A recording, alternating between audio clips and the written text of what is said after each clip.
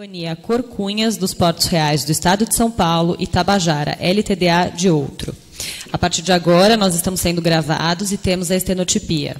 Para fins de identificação, gostaria que o patrono das partes se identificassem no momento inicial de suas falas. Meu nome é Sofia Dontos, sou a árbitra-presidente e gostaria que os meus colegas de painel também fizessem suas apresentações. Bom dia a todos, Fernando Gagini, sou advogado e professor. Desejo sucesso a todos nas suas exposições. Bom dia a todos e todas. Meu nome é Bianca Richter, advogada e professora. Uma ótima apresentação, um excelente painel. Eu gostaria de questionar se aos advogados se já há algum acordo de alocação de tempo e como as exposições serão feitas. Quem vai começar a falar? Sim, nós acordamos que a requerida processual irá iniciar e iremos apresentar de forma alternada, pelo fato de eu apresentar as duas partes, processo e mérito. Nós iremos apresentar em sessões de 14 minutos, com réplica de 1 minuto. O doutor está pela requerente. Tá. E requerida. Requerida. Mas para alegações processuais, então, vamos começar com a requerida e depois requerente, certo? E depois aí é requerida e depois ele de novo. É isso, tá. Então, a requerida, por favor, as posições processuais. Boa tarde, senhores árbitros. Boa tarde, parte contrária. Boa tarde a todos aqui presentes. Eu sou advogada da parte requerida, advogada processual. Eu sou a Julie Naomi e, juntamente com a minha colega Heloísa de Moraes. Aqui irei abordar 2 tópicos, que seria a arbitrabilidade do procedimento e a extensão da cláusula contratual. E farei um breve resumo dos fatos. A presente arbitragem se instaurou por um conflito entre as requeridas e requerentes sobre o teor das obras feitas ao longo da área arrendada do Terminal 2. A parte requerente foi vitoriosa no processo licitatório, enquanto as requeridas possuíam entre si um contrato de terceirização. A requerente alega que as obras feitas pela Tabajara eram de cunho desnecessário e obsoleto, porém, o caráter da Tabajara em relação à autarquia é manter o porto funcional, então, portanto, sim, as obras eram de caráter necessário. E, a partir disso, da interpretação das requerentes sobre o teor das obras feitas pela requerida, deram um prazo de 90 dias para um plano de revitalização da área portuária arrendada, e visto que as requeridas interpretaram as obras como necessárias ao terminal portuário, notificaram as requerentes que não iriam fazer tal plano e que não eram necessários.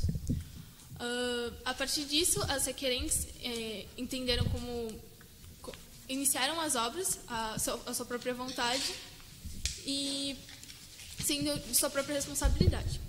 Aqui encerro a exposição dos fatos e inicio o tópico 1, que é a arbitrabilidade do procedimento.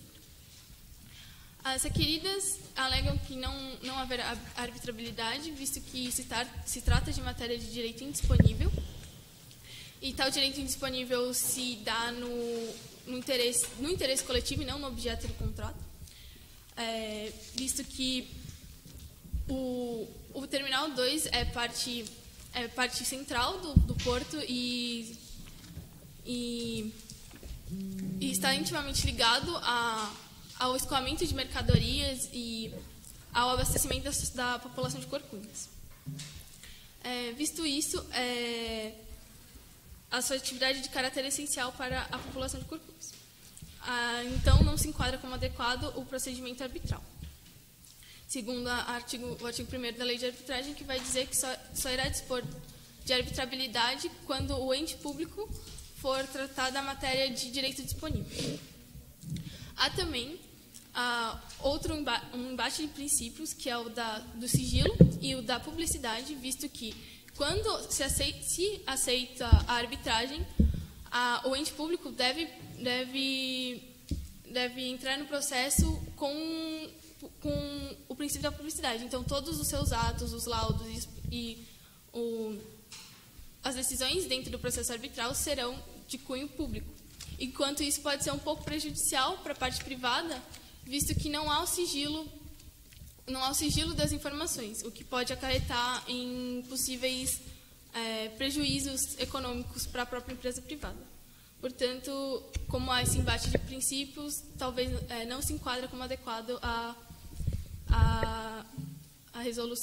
resolução por arbitragem. Doutora, me parece que esse é um argumento que eventualmente tem que ser alegado pela parte requerente, se ela está preocupada ou não com a publicidade da arbitragem. Então, a partir do momento que ela participou de um processo licitatório que tinha no edital que a solução se daria por arbitragem e foi feita uma cláusula compromissória, até de acordo com a lei, me parece que isso eventualmente pode ser até arguído, mas pela outra parte. Foi o que a doutora falou. A doutora falou, para a empresa talvez não seja interessante que se dê publicidade, porque a administração pública tem que ser sempre transparente, né? Então, não me parece que isso faz muito sentido neste momento. O que eu queria entender um pouco melhor, com a questão da indisponibilidade, qual que é o direito em si que é indisponível, que está sendo discutido ou não, né, por esse tribunal arbitral? O direito discutido é o bem-estar social, visto que o Terminal 2 está intrinsecamente ligado ao abastecimento da sociedade de Corcunhas. Então, o Terminal 2, se não funcionar direito, afeta o interesse coletivo do bem-estar social, tanto no quesito de abastecimento, de trazer uma condição de abastecimento de alimentos, de produtos para a sociedade de Corcunhas. Se partimos para essa linha de argumentação, né, do social, por envolver ente público, então não estaria praticamente negando o que está escrito na lei, de que é possível a administração pública utilizar a arbitragem? Por consequência, se levarmos esse raciocínio adiante, não iríamos negar essa possibilidade? Não, visto que estamos tratando do funcionamento do porto, nesta causa, neste mérito, sim, é indisponível, porque se trata de um interesse coletivo, do abastecimento da sociedade. Se não há o funcionamento do Terminal 2, se há algum conflito dentro do funcionamento do Terminal 2, a sociedade acaba sendo prejudicada, pois pode não ser abastecida devidamente. O que seria, então, disponível em se tratando de administração pública? Seria disponível são os direitos transacionáveis. Seriam... Aqui nós estamos falando de um contrato. Sim. Não nego que há um interesse privado dentro do contrato, visto que foi um contrato oneroso, porém, entende-se que o interesse coletivo prevalece ao interesse privado, porque se trata de um bem-estar social.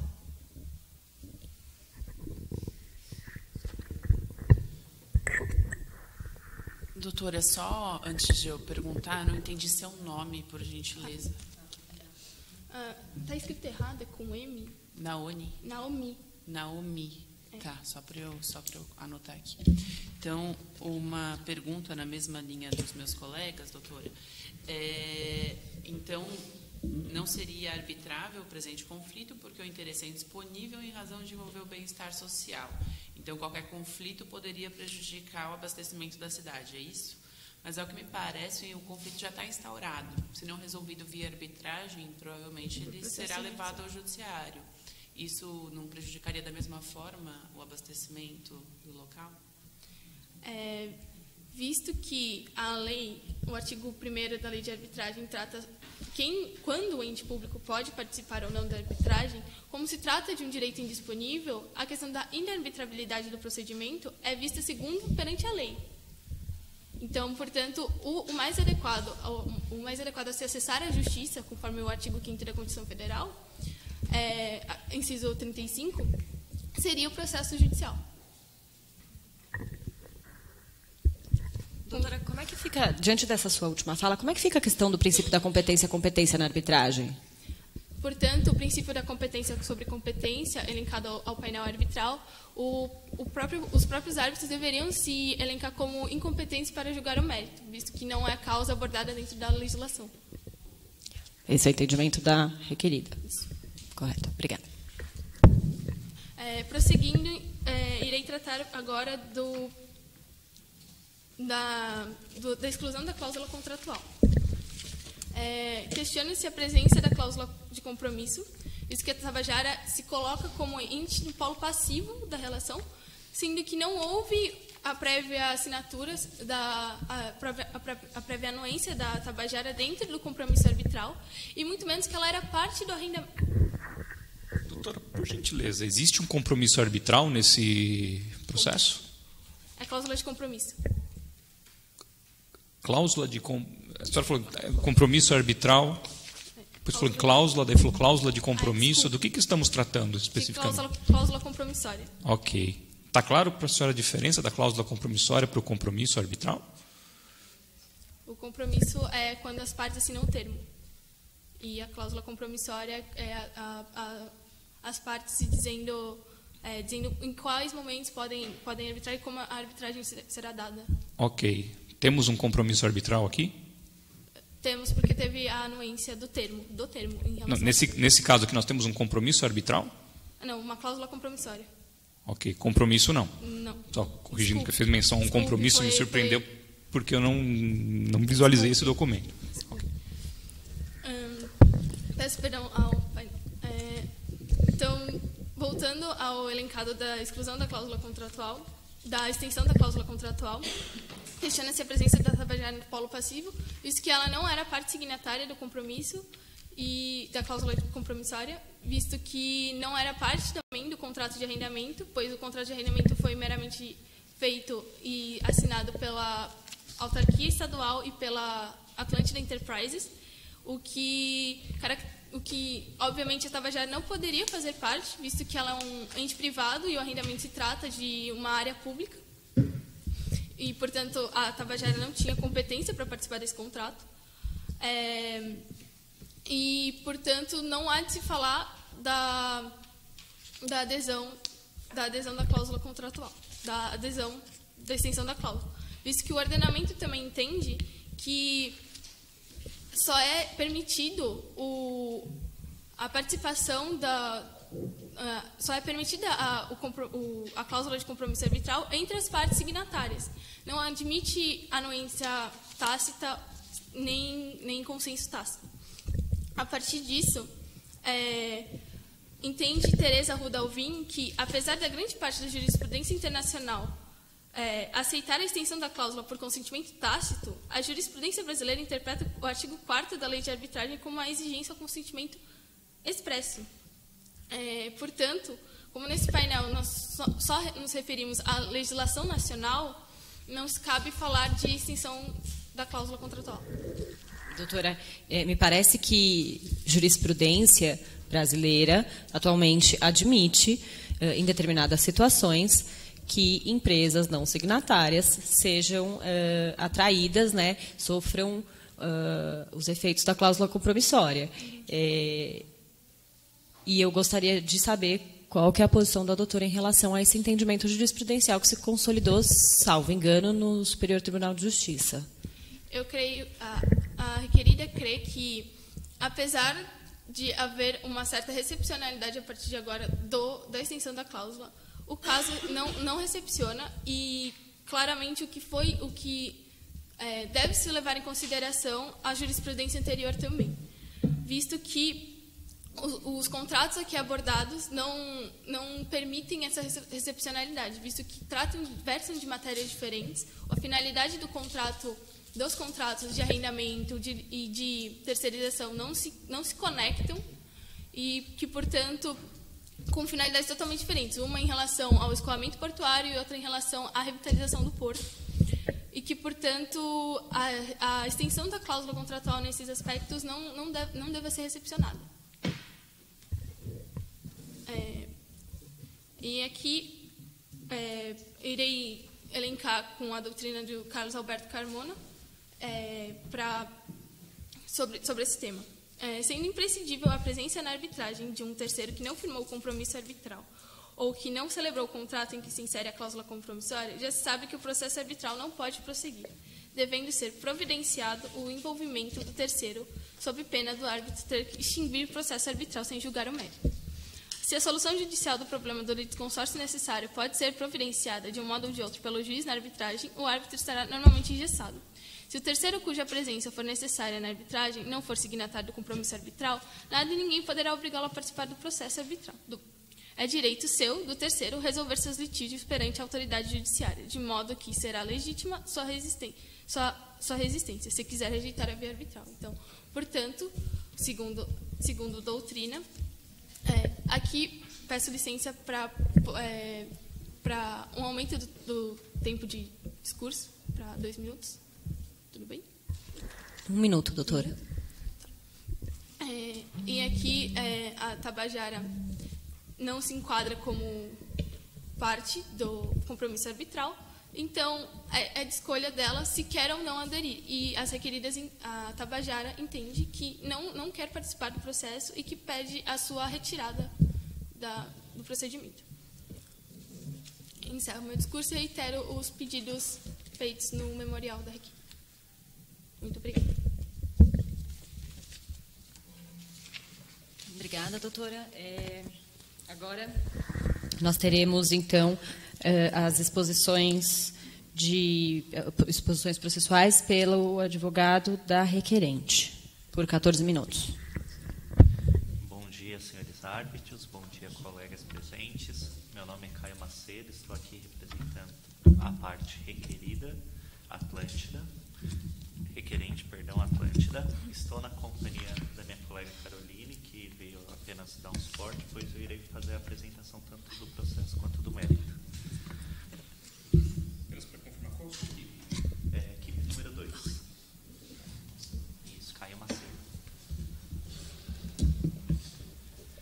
Dando início, portanto, à minha apresentação, centra a argumentação em 2 eixos principais: a validade do processo arbitral e a presença da Tabajara na arbitragem. Como já mencionado pela colega da parte requerida, a lei arbitral aceita em seu parágrafo 1º, artigo 1º, a presença de entes públicos no processo arbitral, como o caso da Companhia Corcunhas de Portos, uma autarquia estadual. Entendemos que a jurisprudência e a doutrina, a jurisprudência e a base legal já estão consolidadas no sentido de que é possível que um ente público participe do processo arbitral.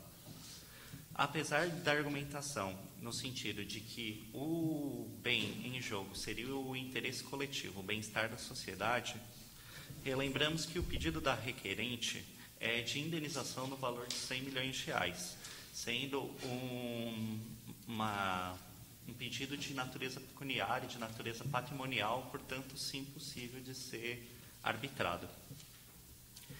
Ademais, gostaria de solicitar ao painel arbitral a extensão deste processo, da sua jurisdição, para a resolução deste caso, com a inclusão da Companhia Tabajara Limitada. Sustenta esse pedido com base em 2 argumentos: a questão da união dos contratos coligados horizontais e a possibilidade da extensão da anuência não escrita por parte da Tabajara. Doutor, só para esclarecer, antes de mais nada, ambas as requeridas celebraram a convenção de arbitragem que baseia esse procedimento? A requerida Companhia Corcunhas, de fato, assinou o documento, porém, como pretendo demonstrar... Qual documento? Ao contrato de arrendamento que contém a cláusula compromissória. Perfeito. Como pretendo demonstrar, a empresa Tabajara Limitada, ela participou ativamente da elaboração do contrato e de sua execução, o que são elementos que a doutrina entende caracterizar a possibilidade de extensão da cláusula compromissória para uma terceira parte não signatária. A Tabajara, portanto, não celebrou o documento que contém a convenção de arbitragem? Não, a Tabajara não é signatária do contrato de arrendamento. Ok. Porém, como está demonstrado no caso, a Tabajara, empresa parceira da Companhia Corcunhas de Administração Portuária, ela participou ativamente da licitação que deu origem a esse contrato de arrendamento e participa na execução do contrato como... Doutor Caio, só uma pergunta para a gente prosseguir. Pelo que os doutores entendem como contratos coligados? Qual o conceito para o presente caso? Sim.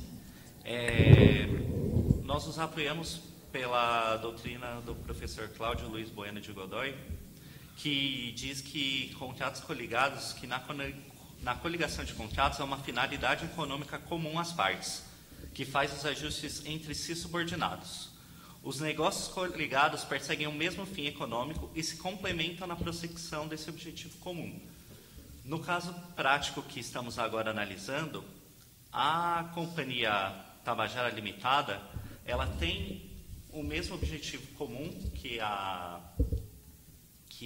empresa Atlântida, hora requerida, no sentido de que ambas realizam obras de melhoria no porto. Então, o objeto comum é um objeto comum de atuação entre as duas partes. Além do mais, a presença da Tabajara no processo licitatório, que deu origem ao contrato de arrendamento onde está a cláusula, mostra que ela sim tinha conhecimento dessa cláusula. Portanto, não é razoável a gente pensar que as partes adotaram a arbitragem tendo conhecimento dessa opção.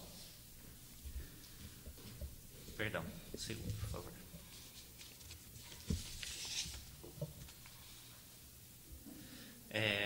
Portanto, não é razoável acreditar que as partes que optaram pela arbitragem num contrato de arrendamento não optariam num contrato que tem o mesmo escopo e as mesmas partes e que é necessariamente ligado economicamente ao contrato original.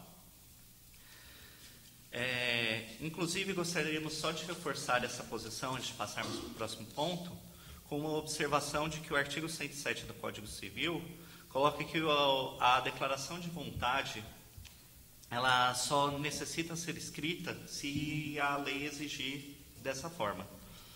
Portanto, como já é entendido pelo Supremo Tribunal de Justiça, no caso Alstom contra a Matsui Seguros de 2016, numa contestação de sentença estrangeira, o ministro Carlos Alberto Menezes aderiu à argumentação da sentença arbitral estrangeira de que é possível uma aceitação de cláusula compromissória de forma não escrita. Dando introdução ao segundo ponto, que...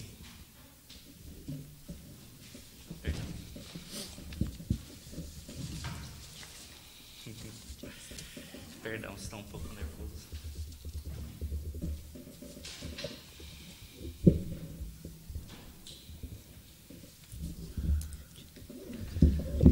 Dando introdução, então, ao ponto que trata sobre a questão de mérito da ordem processual número 1, sobre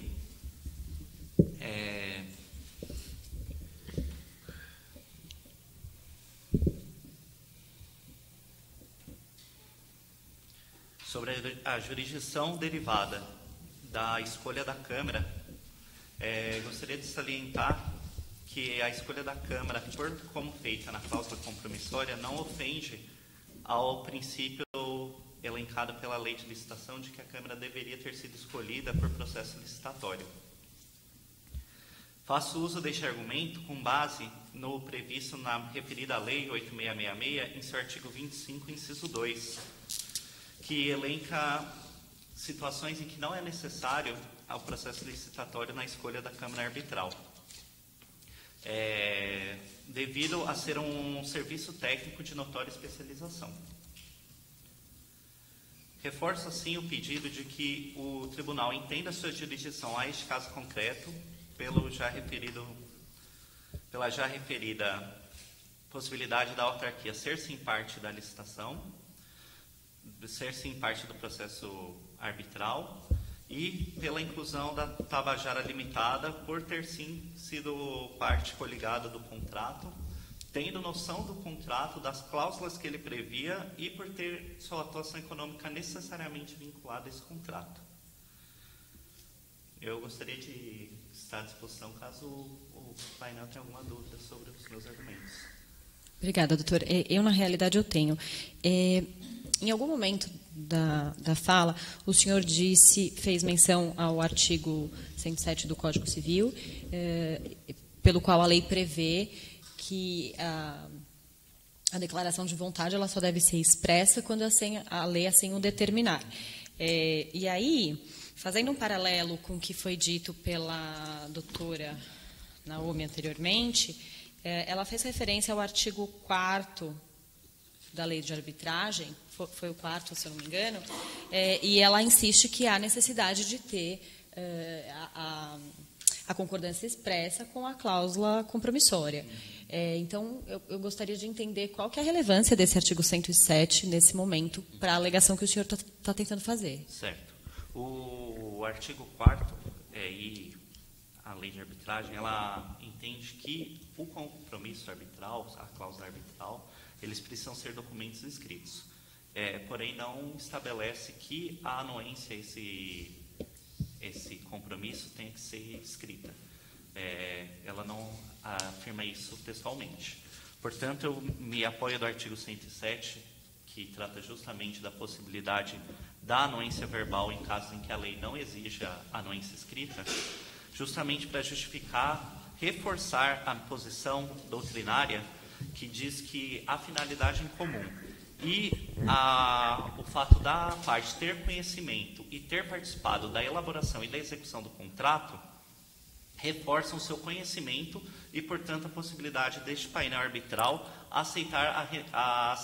considerar a aceitação tácita da parte requerida. Doutor, uma dúvida que me ocorre. Aceitar essa ideia de que alguém pode se ver vinculado a um procedimento arbitral sem ter celebrado um contrato que contém a cláusula, não viola a ideia da necessidade do consenso? Ou seja, quando nós pensamos em arbitragem, é pensado como um meio, hoje já não se usa tanto, mas um meio alternativo ao Poder Judiciário. O Judiciário estamos todos submetidos, mas a arbitragem demanda o meu consenso.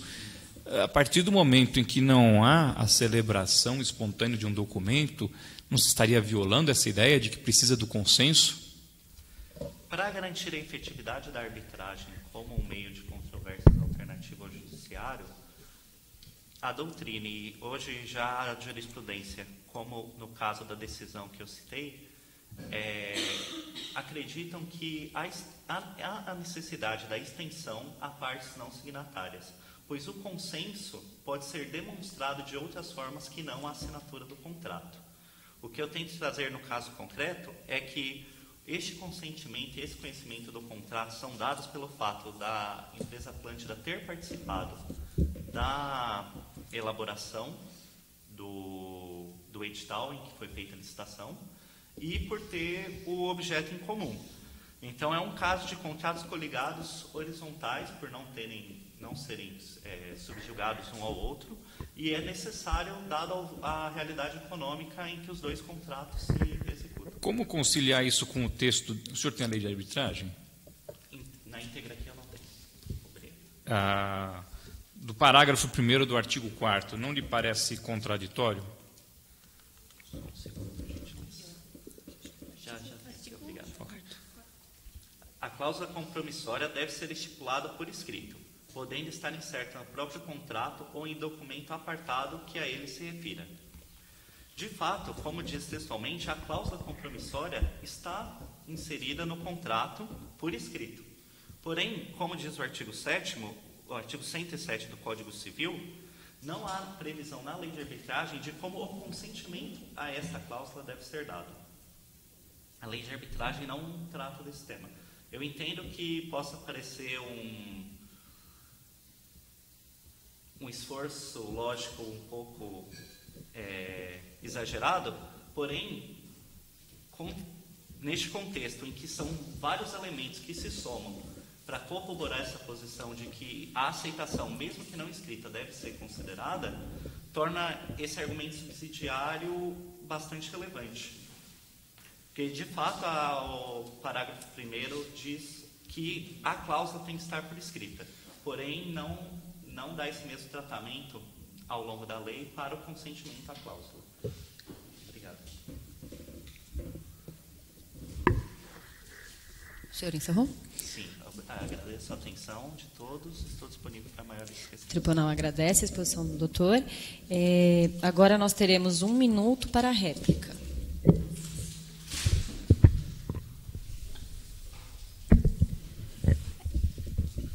No seu discurso, o senhor disse que a Tabajara fez parte efetiva do contrato de licitação e que ela foi parte integrante, que ela participou da elaboração do edital e do contrato, certo? Eu queria saber, no caso, onde que está elencado expressamente que isso aconteceu, porque ao entender da requerida, quando se diz que abriram licitação para administrar um dos terminais do porto local, entende-se que essa participação foi meramente para publicidade, para manter a transparência do ente público. E, portanto, gostaria de saber da onde saiu essa interpretação, né? E eu queria também dizer sobre a anuência verbal da Tabajara que não houve, e é contraditório dizer que o consentimento tácito não se falar de consentimento, visto que estamos num painel arbitral e que, portanto, é necessário o consentimento das partes, e claramente não houve um consentimento tácito da... Doutora, o tempo acabou. Tá bom. Eu só gostaria de fazer uma ressalva aos advogados. Quando nós falamos em réplica, nós não estamos falando em questionamento direto à outra parte, certo? Então, eu só gostaria de ressaltar isso. A réplica e a tréplica não se presta a isso. Vocês precisam ter bem consciente qual que é o conceito que a gente está trabalhando quando a gente fala em réplica e tréplica, tá bom? Então, agora o doutor tem 1 minuto para a tréplica. Obrigado. Gostaria de reforçar, portanto, que sim se trata de um direito disponível e sim se trata de uma necessidade de extensão do contrato. A evidência da extensão está no argumento apresentado e, ademais, o bem-estar social, como apontado pela parte das requeridas, depende necessariamente de uma solução efetiva. A solução efetiva é essa que só será atingida se o tribunal considerar a Tabajara como parte necessária deste procedimento. Eu agradeço o tempo. Obrigada, doutor. Meus colegas têm alguma pergunta, algum questionamento? Então, agora, nós vamos passar às alegações de mérito das requeridas, certo? Certo. Por 14 minutos também. Doutora, com a palavra. Bom dia a todos. Primeiramente, antes de começar a discutir a questão de mérito, gostaria de cumprimentar os senhores árbitros, a parte contrária e a doutora Naomi. Eu sou a advogada Heloísa de Moraes. Pois bem, para começar, gostaria de elencar 3 tópicos fundamentais que irei abordar durante a fala. O primeiro diz respeito à licitação e à sua validade. O segundo tópico refere-se à presença da Tabajara, que é uma empresa privada, nas obras do Terminal 2, a qual a própria fez. E no terceiro tópico, tratarei da responsabilidade da requerente quanto às obras que a mesma realizou, também no Terminal 2. Assim, quanto ao primeiro tópico, a licitação fora alegada inválida pela requerente por conta da presença de uma empresa privada, a Tabajara, no processo licitatório.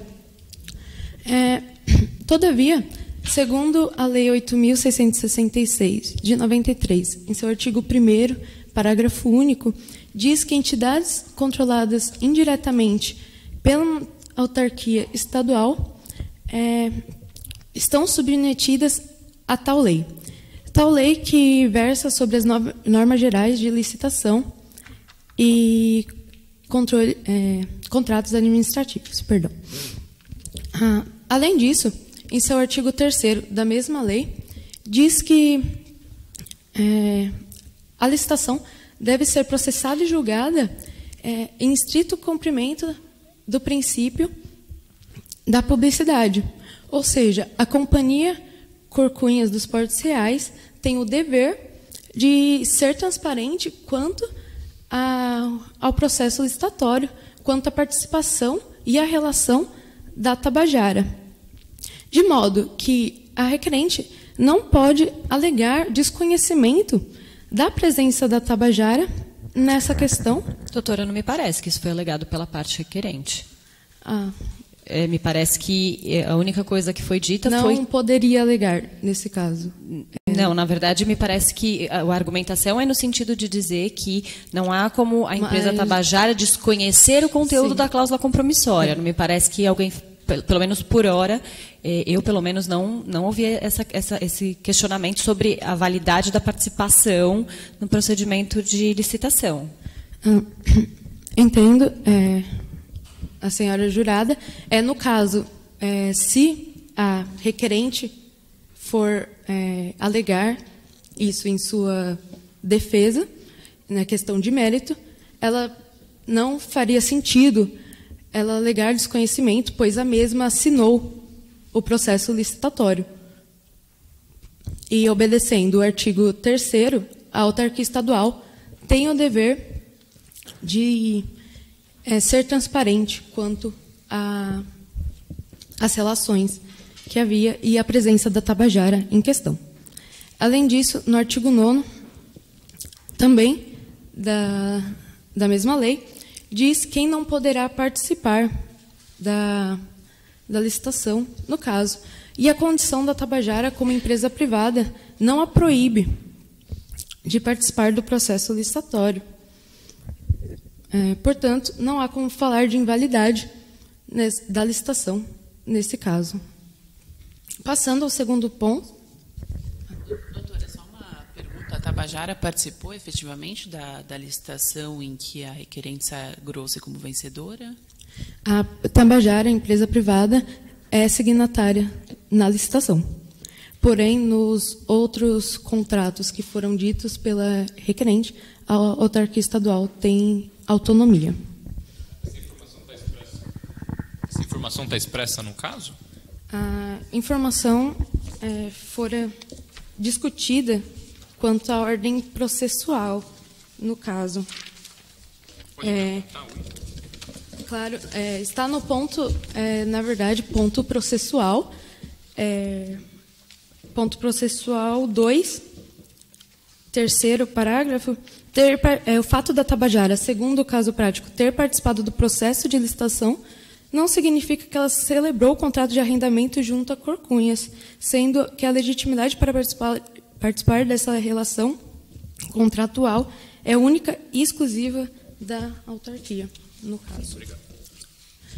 Sigo, assim, ao segundo tópico, quanto às obras que a Tabajara realizava no Terminal 2, não só no Terminal 2, como no porto inteiro, pois essa era a sua função. Nesse caso, é importante dizer sobre o próprio contrato de terceirização que há entre as requeridas. É um contrato realizado há mais de 30 anos, muito antes de existir o contrato com a requerente, de modo que a Tabajara, a empresa privada, tem como função a gestão, a logística e a revitalização do porto como um todo, de modo que ela também exercia obras na área arrendada pela requerente.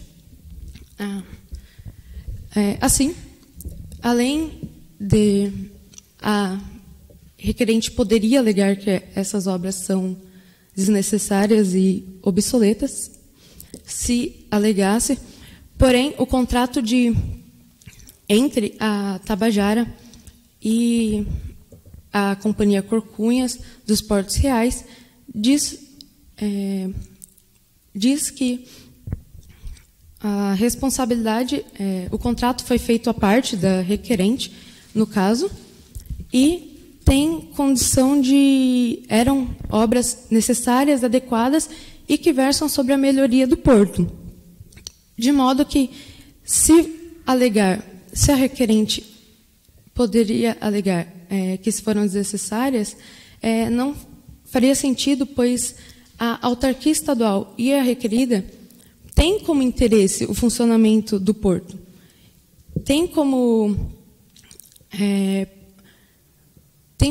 demonstrar boa-fé das próprias requeridas nessa questão, pois as mesmas têm um interesse que o porto funcione plenamente. Doutora, então, só para esclarecer, as obras que foram feitas, então, pela requerente, conforme consta aqui no caso, elas eram ou não eram de competência da empresa Tabajara? Porque, pelo que me parece, a empresa Tabajara tem, sim, uma área de atuação dentro do porto, né? Inclusive, em função disso, há uma contratação com a administração pública. O que eu estou tentando entender é de quem era a responsabilidade pelas obras que foram feitas. Qual empresa cabia? Com licença. A responsabilidade das obras feitas pela Tabajara que foram feitas antes das obras realizadas pela requerente. A requerente realizou obras após as obras realizadas pela Tabajara. Então, as obras da requerente, aos olhos das requeridas, eram inúteis, não eram necessárias. São consideradas como investimentos, apenas, pelas requeridas. E, de alguma maneira, as requeridas levariam algum proveito em razão desse investimento? As requeridas, as obras que foram feitas, as obras que foram feitas pela requerente não foram expressas no caso prático em questão. Portanto, nós não temos o conhecimento de que tais obras seriam. Doutora, anteriormente à realização dessas obras, a requerente alega ter notificado as requeridas. Isso é fato incontroverso? Vocês reconhecem essa notificação? Reconhecemos a notificação. E houve a solicitação de um plano de revitalização, correto? Solicitaram um plano de revitalização. Esse plano foi elaborado? Chegou a ser elaborado? Porque nós estamos discutindo aqui a pertinência de obras ou não, e eu gostaria de saber se houve a apresentação desse plano de revitalização que foi solicitado pela requerente. O plano de revitalização, no caso concreto, não diz se foi apresentado ou não, no caso prático em questão. Porém, peço foco no parágrafo seguinte, no parágrafo 5º da página 2, que diz que elas foram sim notificadas, a requerente foi sim notificada pela parte das requeridas, informando... Pode, por favor, fazer a leitura? Claro. Está diferente aqui a impressão. A página 2, parágrafo 5º, por parte das requeridas, estas notificaram a requerente, informando que as obras foram previamente aprovadas em contrato à parte, que este não tinha relação com a requerente, refutando as alegações em sua totalidade, visto que as obras, ao entender delas, eram necessárias, adequadas, plenamente funcionais. Continuando a exposição, agora falarei sobre o tópico 3, quanto à responsabilidade da requerente quanto às obras que foram realizadas pela mesma no Terminal 2. Nesse caso, é de fundamental importância ler a cláusula 3ª do próprio contrato de arrendamento, que está na página 2 também, que diz, 6º parágrafo, que diz que a contratada, por sua exclusiva conta, aplicaria os investimentos necessários à melhoria operacional da área arrendada e do serviço sob sua coordenação. As requeridas entendem que essas obras realizadas pela requerente fora um investimento, pois a contratada, Tabajara, já exercia, já haveria feito tais obras antes. De modo que houve um gasto de 100 milhões, nesse caso pela requerente, e essa pede que seja pago por parte das requeridas. Porém, as requeridas não têm responsabilidade quanto nessa questão, pois a cláusula terceira do próprio contrato que a requerente assinou diz que ela, por sua exclusiva conta, responderia pelos investimentos. Essa área que foi arrendada à requerente, ela é uma área de uso misto, correto? Não é uma área de uso exclusivo. Até onde eu consigo compreender, é essa a questão que se coloca. Então, partindo do pressuposto de que essa área não é exclusivamente utilizada pela requerente, de alguma maneira, ela não está exclusivamente exercendo a atividade dela exclusivamente naquele ambiente, né? Então, como que é possível, ou aonde no contrato há a previsão de que a requerente será responsável por obras e investimentos fora da área de uso dela? Ou o contrato faz alguma ressalva em relação a isso? A requerente, na verdade, ela fez áreas dentro do terminal dela, Terminal 2. Mas o Terminal 2 não é de uso exclusivo dela? Não. Então, como isso implica nesse caso? Peço, visto o tempo, peço que seja adicionado, para responder a sua pergunta, um tempo extra. 1 minuto. Pode repetir a pergunta, por favor? A minha indagação é a seguinte: o uso da área do Terminal 2 não era feito de forma exclusiva pela requerente. Era um uso misto. Uhum. Eu queria saber, no contrato, aonde está a incumbência da requerente de tomar conta sozinha e fazer investimento sozinha de uma área que não era só utilizada por ela. Eu quero saber se há previsão quanto a isso no contrato.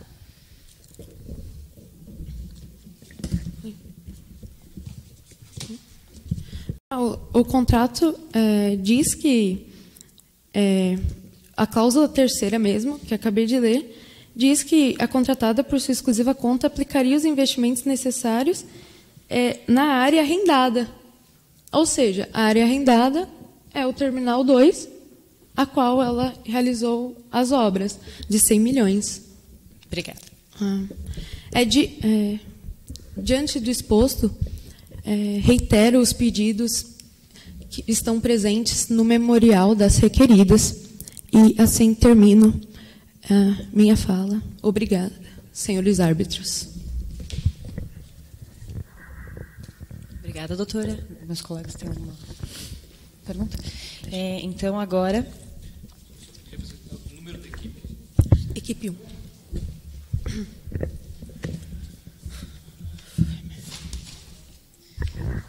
Então, agora nós vamos para as alegações de mérito da parte requerente, por também 14 minutos. Doutor, com a palavra.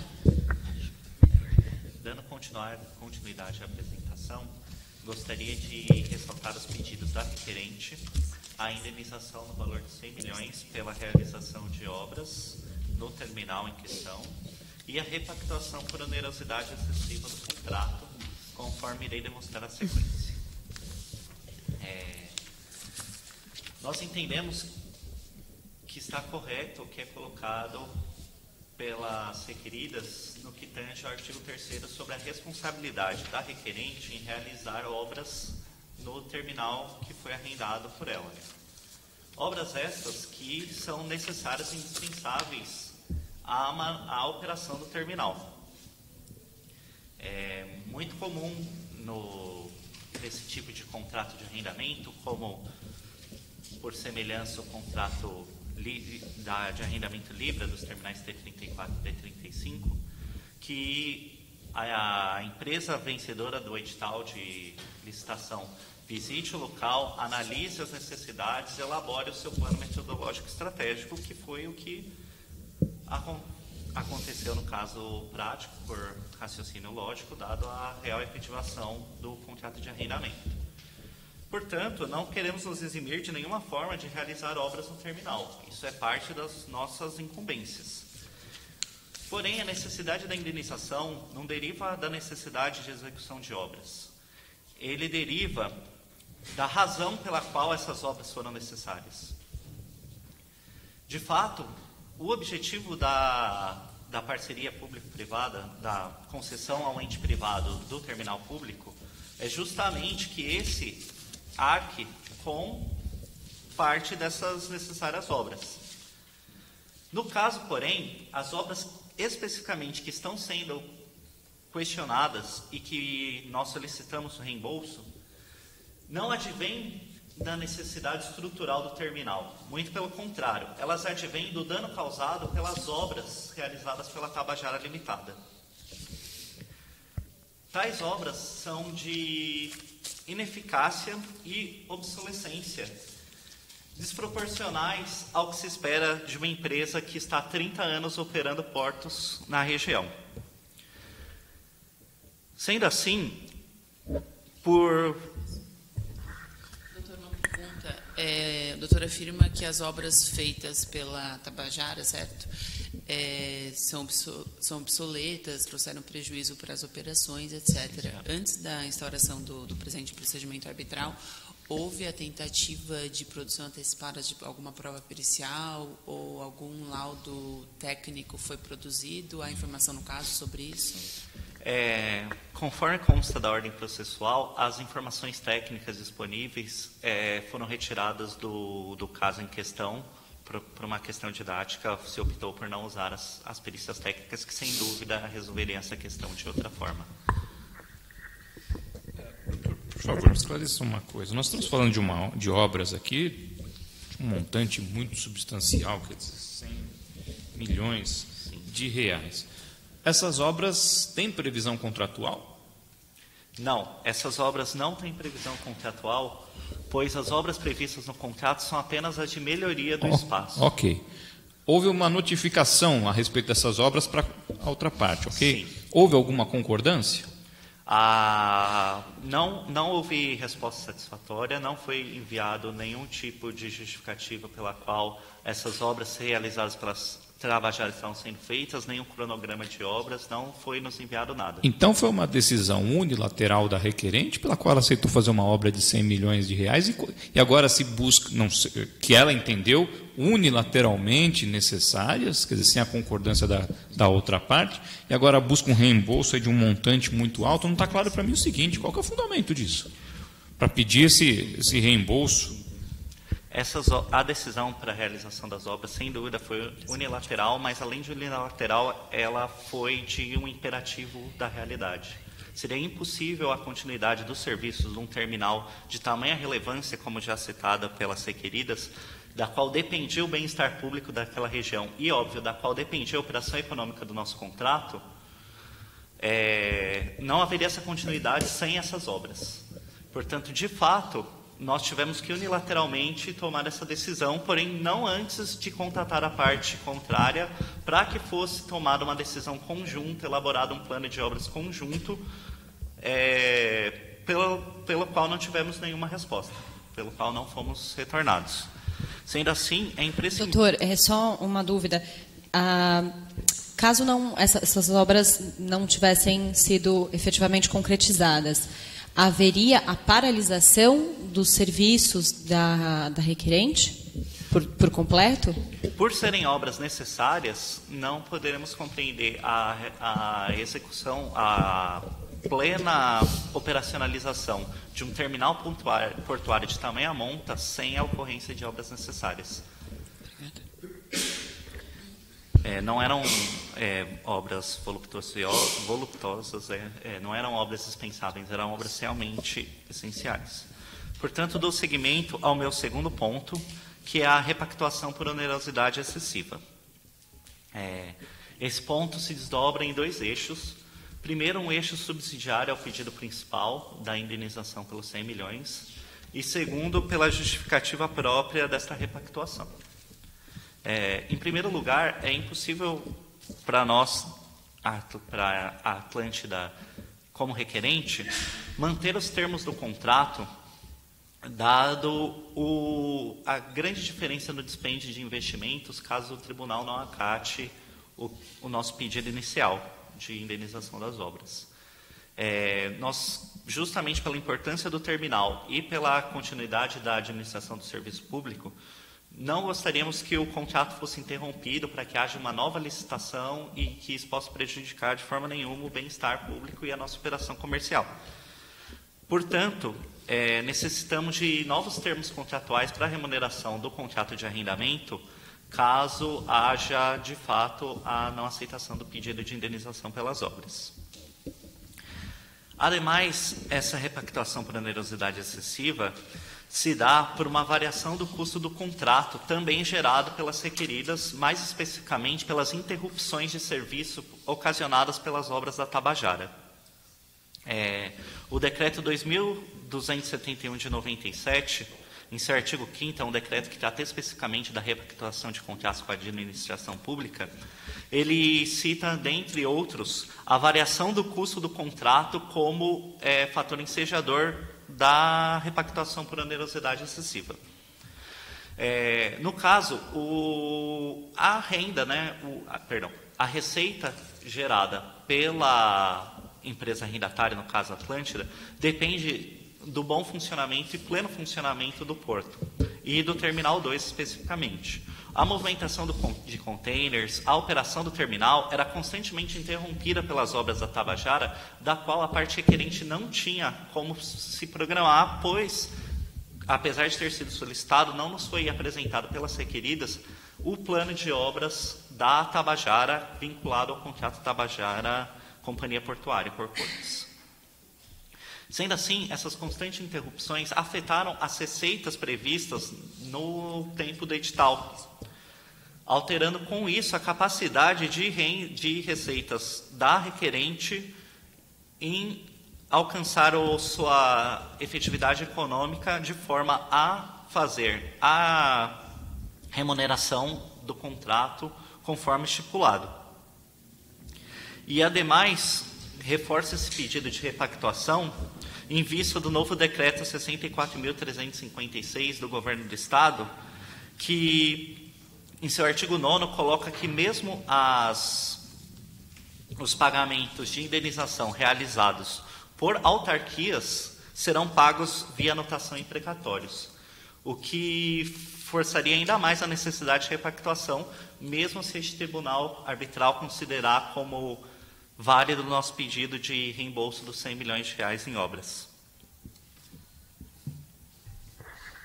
Desculpa, doutor, eu não compreendi por que o pagamento imprecatório reforça o pedido feito aqui perante o tribunal. Sim, por não se tratar de um precatório com natureza alimentícia e de não haver nenhum motivo para adiantamento na fila de precatórios, a nossa preocupação é que este novo decreto retardará em muito o ressarcimento por essas obras, sendo que a repactuação acordada no contrato de arrendamento, ela não vai poder esperar. Nós teremos que cumprir a nossa parte como contratantes no contrato de arrendamento pela remuneração do terminal de imediato. A gente não pode esperar que esse recurso que nós expendemos de forma legítima, como nós tentamos demonstrar, seja pago em precatórios para aí sim pagar a remuneração do terminal portuário. Sendo assim, mesmo que não seja dado ganho de causa com relação ao pleito da indenização principal, ainda assim será necessária uma repactuação dos termos de indenização, caso, de fato, esse novo decreto seja mesmo aceito.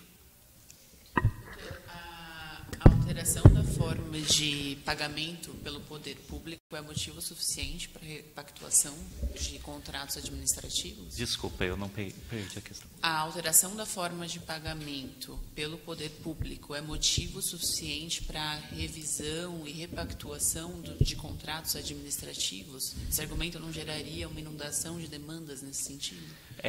Nós acreditamos que sim, que essa alteração da forma de pagamento geraria uma inundação de demandas e que, inclusive, ela pode ser questionada como um controle de constitucionalidade escaparia ao escopo desse procedimento arbitral.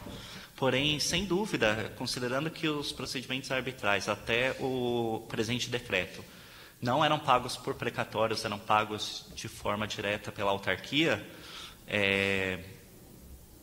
possibilitavam que a parte contratante mantivesse o seu compromisso de remuneração no contrato com o ente público. Porém, dado o fato de que um volume de R$100 milhões teve que ser despendido, ademais do que foi previsto na época do edital de licitação, geraria justamente uma onerosidade excessiva, porque a Companhia Atlântida teria que buscar outras formas, mesmo tendo ganho o processo, de levantar esses 100 milhões antes da chegada da sua vez de receber o precatório. Então, infelizmente, esse novo decreto coloca essa situação como uma situação essencial. Não é possível considerar o pedido da onerosidade e da repactuação por onerosidade excessiva sem este elemento. Peço então a gentileza, apenas para reforçar os pedidos, a indenização de 100 milhões devido às necessidades adicionais de obras causadas pela má execução das obras realizadas pela Tabajara e a repactuação por onerosidade excessiva, alterando o fluxo de remuneração por parte da Atlântida do terminal portuário. Estou à disposição para mais dúvidas dos senhores árbitros. Bom, doutor, o tribunal agradece a exposição. Agora nós teremos, então, 1 minuto para réplica. Com a palavra, doutora. Obrigada, senhores jurados. Quanto à exposição, gostaria de reiterar as obras e a notificação, no caso, que houve notificação por parte das requeridas quanto às obras e que estas demonstraram que entre elas havia um contrato à parte da requerente. Ou seja, as obras feitas pela Tabajara eram necessárias, adequadas e eram feitas para o pleno funcionamento do porto, de modo que também gostaria de enfatizar a cláusula 3ª, que diz quanto à responsabilidade da própria requerente ao fazer investimentos na área arrendada. Além disso, não há como dizer o desconhecimento das obras feitas pela Tabajara, pois a autarquia, no caso a Companhia Corcunhas, tem que os atos da mesma têm que ser publicados, ou seja, deve haver a transparência no caso. Obrigada. 1 minuto para réplica, doutor, com a palavra. Gostaria de reforçar que a parte requerente não se exime da sua responsabilidade contratual derivada do artigo 3º, porém, por se tratar de uma área arrendada que não é de seu uso exclusivo, a execução dessas obras foi no sentido de conter os danos das obras provocadas pela inépcia da Tabajara, e não por uma origem contratual de investimento. Nós realizamos, de fato, o plano de obras, de fato reconhecemos a obrigação de investir no terminal portuário, mas investir de forma autêntica, não corrigir obras defeituosas realizadas pela parte contrária. Obrigado pelo tempo e obrigado pela atenção de todos. Obrigada, doutor. Meus colegas têm mais alguma pergunta, alguma observação? O tribunal agradece a excelente exposição dos advogados de ambas as partes, informa que irá se retirar para fazer suas considerações e retornará com a deliberação. Obrigada. Obrigada. Confortável. Eu sei que a gente tem vergonha, a gente tem medo de esquecer alguma coisa, mas é só assim que a gente aprende, se expondo e se desafiando. Então, parabéns a todos. Eu gostei muito da postura em geral, assim, o cenário geral me agradou muito. Eu acho que a gente pode... Como faz? Vamos fazer geral? Eu acho que mais fácil. Então, eu vou falar assim, no geral, o que eu gostei. Bom, primeiro eu queria parabenizar você, Caio, porque não é fácil fazer uma, imaginar fazer duas e na sequência. Então, eu acho que você estava super bem preparado. Por mais que o nervosismo na parte de alegações processuais tenha te atrapalhado um pouco, você conseguiu recuperar, né? se concentrou de novo e conseguiu continuar. Isso é muito importante. Claro que o fato de você ter uma incumbência a mais acaba te dando um pouco mais de trabalho, um pouco mais de responsabilidade, mas eu acho que você foi muito bem. Eu gostei muito de você ter abordado outras leis, os decretos, a questão dos precatórios, enfim. Gostei bastante, acho que você se empenhou muito para isso. Você fala bem, só tentar relaxar um pouco antes, que eu sei que você estava bem nervoso e talvez isso possa te atrapalhar de alguma forma. Mas eu gostei do seu tratamento com o tribunal, eu gostei que você olha bastante para o tribunal, porque afinal somos nós que vocês querem convencer. E eu gostei também que você tem até uma firmeza nos seus argumentos, mas, de novo, eu não sei se o nervosismo ou talvez uma timidez faz com que você, às vezes, não transpareça toda a convicção que você tem no caso. Então, acho que meu recado para você fica mais direcionado a isso, mas, de novo, parabéns, gostei bastante. A Naomi, eu vou chamar de Naomi, agora está decidido. O que me incomodou foi que da réplica, na verdade, assim, eu tive a sensação de que talvez pela proximidade de uma apresentação com outra, você não tenha tido tempo de refletir sobre todas as nossas colocações anteriores, né? Mas, assim, o que eu senti falta foi do seu olhar, que, de novo, não estava voltado para o tribunal, e a questão da réplica, né, que você não continuou fazendo perguntas à outra parte, não é essa a função da réplica.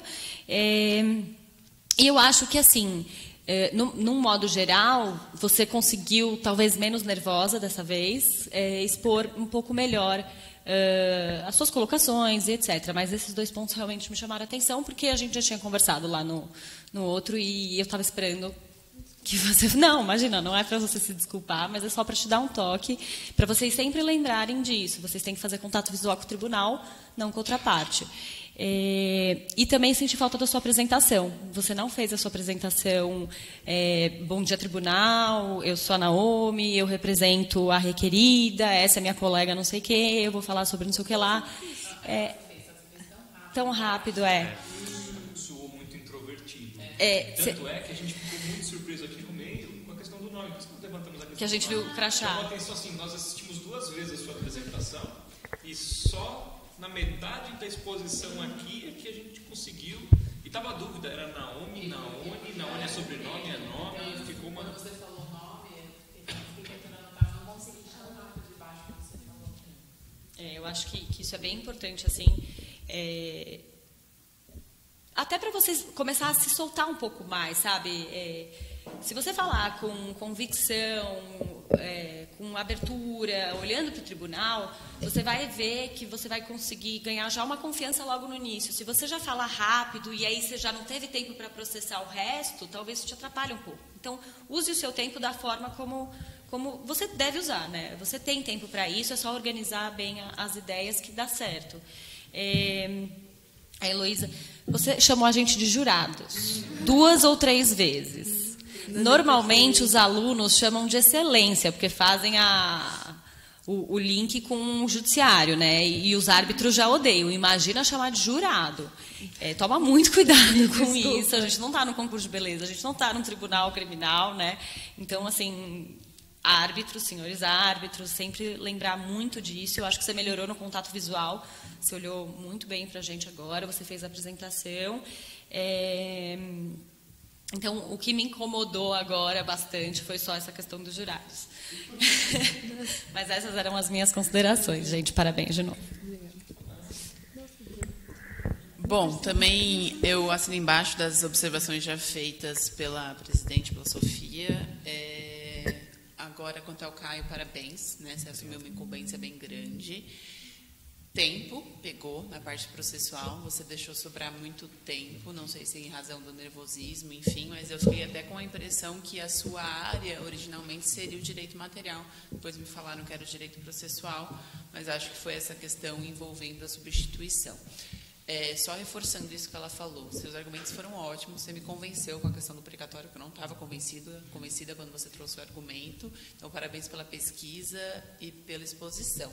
A única coisa seu argumento é muito bom, se você usasse a entonação e a segurança, a postura para transmitir isso, talvez você já me ganhasse na primeira fala. Então use também um pouco da linguagem corporal e da sua voz para expor os seus argumentos. Tá? Mas você está no segundo ano, né? Então você tem muitos anos para participar das competições e aperfeiçoar isso, mas está de parabéns. A Naomi, então, a questão da apresentação já falada. Parabéns pela organização do tempo. Acho que você trabalhou muito bem com o tempo e controlando a sua colega também. Isso é bem importante em competição, vale bastante. Então, isso é importante aqui para a gente e para o bom andamento das atividades. E a Heloísa, o tempo pegou, né? Não deu tempo de você terminar o que você queria. Algumas coisas ficaram faltando. Então, cuidado com isso também. É óbvio que a gente vai fazer perguntas para interromper, para ver como você se porta, enfim. Mas, mesmo assim, você tem que tentar abreviar para conseguir falar tudo o que você queria, certo? E o que eu senti falta na questão da sua fala, Naomi, foi como a sua colega fez. Eu vou falar desses pontos, então você já expõe, né, um breve sumário, bullet points da sua fala, para depois você tratar. Ficou faltando isso na minha percepção. Mas, em geral, parabéns, todos foram excelentes, considerando que todos estão no segundo ano. Nem tiveram direito.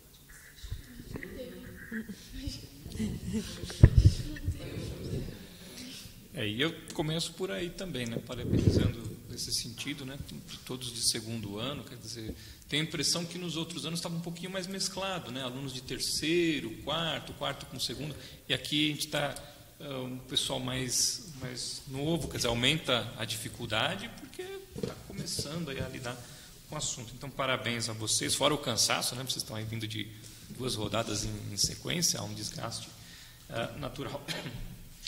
Comentar primeiro aqui. Caio, você está com essa situação aí, né, de estar sozinho. Ontem você também atuou sozinho. Se for para a final, também vai sozinho ou vai fazer um reposicionamento? Porque o outro lado, o lado requerido, tem 2 pessoas, ou não? Isso. Não vai ter um reposicionamento? Porque é uma sobrecarga grande, né?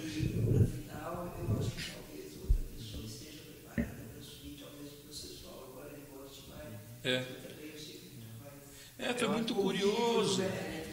Que situação muito curiosa que aconteceu. Eu te perguntei no finzinho qual era a sua função original, porque ao assistir a sua exposição, me pareceu que você estava mais nervoso, né, talvez pelo início, na parte processual, mas o que chamou muito a atenção a todos é o tempo. Quer dizer, tinha lá 14 minutos, você encerrou com 8. E aí o que me ocorreu no primeiro momento? Eu imaginei, provavelmente você está substituindo o processual, e em razão disso foi a maneira que conseguiu lidar. Quando você foi para a parte material, me pareceu assim muito mais tranquilo, muito mais seguro, né? Porque eu fiquei com a impressão que a sua função original era a parte material, né? Usou bem o tempo, lidou bem com as questões, né? Mas talvez fosse interessante pensar nisso para não sobrecarregar, se for o caso, né? Só não querendo, né, dar desculpa, mas o que aconteceu foi que quando eu me deparei com a necessidade de expor o material, eu acabei sacrificando a revisão e o aprofundamento da parte processual e me dediquei a semana toda para o material. E aí depois, para retomar o que eu havia ficado para trás, infelizmente decepcionou. Mas são coisas que acontecem, né? Aconteceu na final, na outra vez, lá na primeira competição. Então, acontece. Bom, com o grupo ali das requeridas. Então, aquele comentário da apresentação fica em primeiro lugar, né, porque me chamou a atenção. Falei, puxa, assistimos 2 vezes a exposição e ainda assim eu não sabia, me chamou a atenção isso daí. A questão da réplica, então, só volto a comentar, porque o que me passou a impressão, Naomi, que você se sentiu assim, obrigada a fazer uma questão. Depois que eu falei para ele, na verdade, assim, quando a gente está abrindo a oportunidade da réplica ou da tréplica, é para que você se manifeste, né?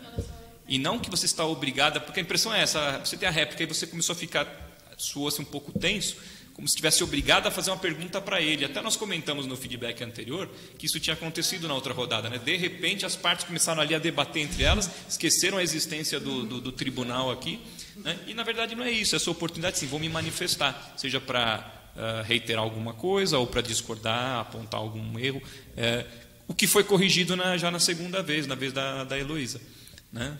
Você já usou o seu momento, no caso foi que a gente inverteu aqui, foi tréplica? Não, foi réplica. Não, tréplica que você fez.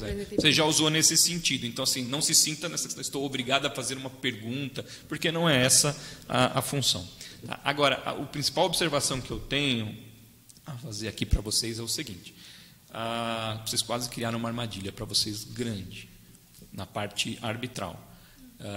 Eu até mencionei no feedback, eu estou falando do anterior, porque a gente fez eu tinha comentado lá no anterior, falando para outra equipe na hora, assim, cuidado com as informações da parte arbitral também, além do que envolve o mérito do caso, também o domínio das questões arbitrais. E aí eu te perguntei, Naomi, a respeito da parte quando você falou em compromisso arbitral, e até falo com isso, por quê? Porque eu vim dar essa aula, não sei se vocês estavam no dia. Que na hora mesmo foi mais um erro que eu falei sem perceber do que... Então, mas olha o quanto é delicado, acho que você não se deu conta da situação, do que você estava criando para o seu... Você estava quase jogando seu argumento por terra, porque olha lá. Então, em junho, acho que foi junho ou maio, nós tivemos aqui aquela aula num sábado para falar de convenção de arbitragem, e no horário anterior eu já tinha mencionado com a pessoa do outro grupo, falei, olha, você está confundindo ali, mostra domínio nessas questões assim, o caso é cláusula, então... E o que aconteceu aqui? Você falou numa hora no compromisso arbitral.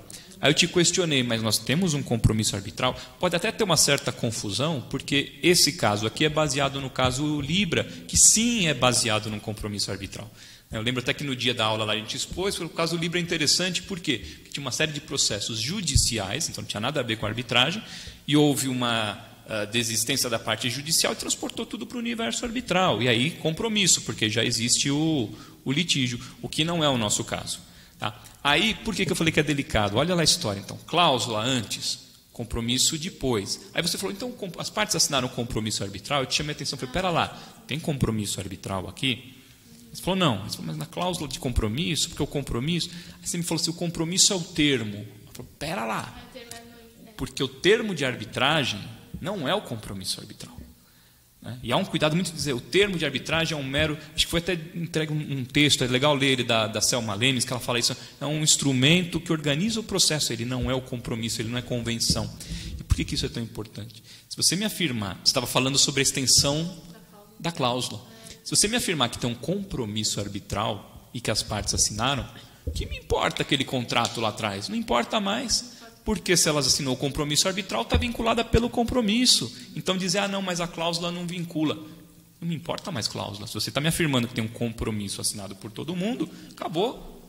Eu tenho uma convenção. E aí seu argumento caiu por terra. Então a importância de ver a diferença. Cláusula, compromisso. Nesse caso não tem nada a ver com compromisso. E lembrar que o TDA, o termo de arbitragem, não é um compromisso arbitral. Ele é um mero instrumento organizador do processo. Por isso que tem que... foi um erro parecido até com o que teve lá no outro grupo. Então, esse domínio aí dessas questões arbitrais. Tá? Acho que é isso que eu tinha. Tinha anotado dos jurados também. Mas eu não achei que era tribunal, eu lembrei do programa do Silvio Santos.